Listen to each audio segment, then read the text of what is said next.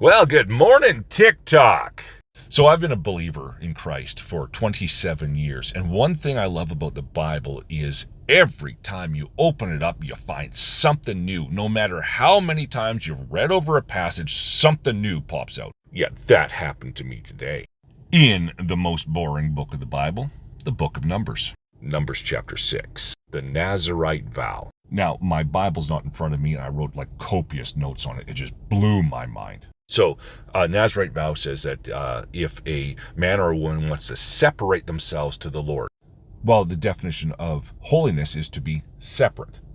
Then what they need to do is make this vow, and they can't have any wine or strong drink. They cannot eat anything from the vine, meaning the grapevine. Can't eat the seeds, can't drink the juice, can't even have any vinegar from that. On top of that, they can't even be near a dead body or someone who dies suddenly.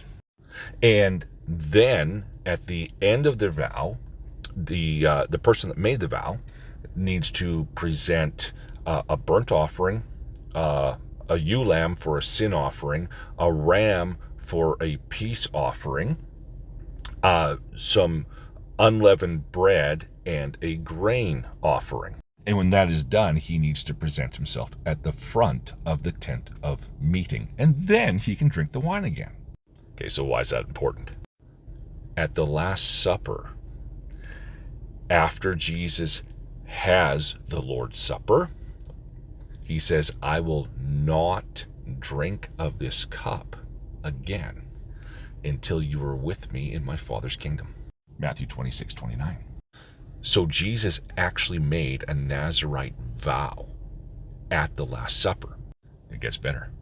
You see, when Jesus was crucified, there was two people beside him on crosses, two thieves.